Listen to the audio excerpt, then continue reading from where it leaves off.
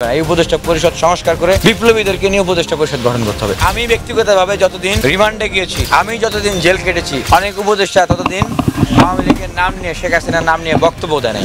এখন আরো পরিষ্কার কথা বলতে হয় যে তাহলে নিশ্চয়ই তারা যখন সরকারে বসেছে, উপদেষ্টা হয়েছে, তারা এই শর্তেই উপদেষ্টা হয়েছে যে তারা আওয়ামী লীগকে নিষিদ্ধ করবে না। এজন্যই তারা উপদেষ্টা হতে পেরেছে, নাহলে তারা কেন নিষিদ্ধ করতেছে না? তাদেরকে কে উপদেষ্টা বানিয়েছে আপনারা কেউ জানেন? আমি জানি, সমন্বয়করা সবাই জানে তাদেরকে কেউ উপদেষ্টা বানিয়েছেন, কেউ জানে না। তার মানে তারা যে এই চুক্তিতে সাইন করে গোপনে তারা যে উপদেষ্টা হন নাই, আপনি বলতে পারবেন? উপদেষ্টা আসিফ নজরুল স্যার বললেন যে তিনি প্রস্তাব করেছিলেন আওয়ামী লীগ নিষিদ্ধের বিষয়ে, অনেক উপদেষ্টারা নাকি নারাজ, চায় না। তারা কারা চায় না তাদের মুখ উন্মোচন করুক, আমরা দেখি।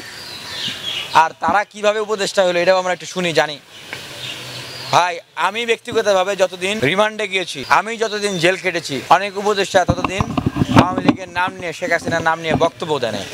ওয়ার্ড পর্যায়ের এক আওয়ামী লীগের নেতা যদি তার ফোন দিয়ে হুমকি দেয় সে মুইতা দিবে, তার কাপড় গরম হয়ে যাবে, সেই উপদেষ্টা কিভাবে আওয়ামী লীগকে নিষিদ্ধ করবে? সেই উপদেষ্টার কাছ থেকে আপনি কিভাবে আশা করেন তারা আওয়ামী লীগকে নিষিদ্ধ করতে পারবে?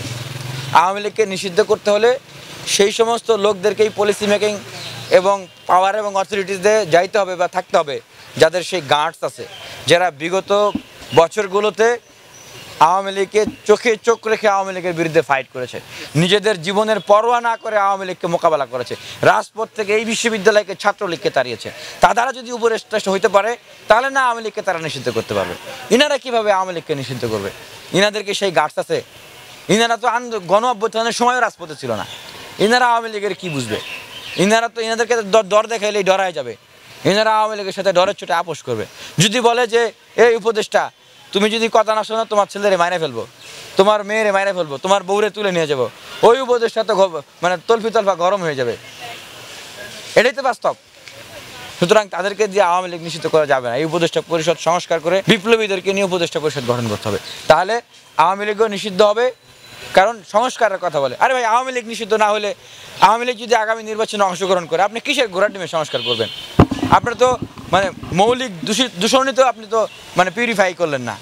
হ্যাঁ, দূষণ সাথে নিয়ে, ময়লা ঘু সাথে নিয়ে, দুর্গন্ধ সাথে নিয়ে, হ্যাঁ, আপনি এখানে আবার কিসের সংস্কার করবেন? সংস্কার হবে নাকি? বাংলাদেশে আওয়ামী লীগ কোনো রাজনৈতিক দল না। অংশগ্রহণমূলক বাংলাদেশ, অংশগ্রহণমূলক নির্বাচন আওয়ামী লীগকে বাদে করতে হবে।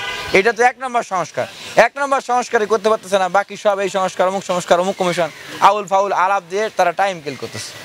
এইটা ইন্টারিম গভর্নমেন্ট তারা যদি না করতে পারে তাহলে বাদ দেন, সবার কাছে মাপ চেয়ে, ক্ষমা চেয়ে দ্রুত নির্বাচন দিয়ে ওনারা চলে যাক। অন্যথায় জাতীয় সরকার করুক, বিপ্লবীদেরকে সাথে নিয়ে বিপ্লবী সরকার করুক, আওয়ামী লীগকে নিষিদ্ধ করুক, সকল সংস্কার করুক, যত গুণগত পরিবর্তন সেগুলো করুক, গণভোট নেক, সেগুলোকে বাস্তবায়ন করুক, এরপরে ইলেকশন দেখ।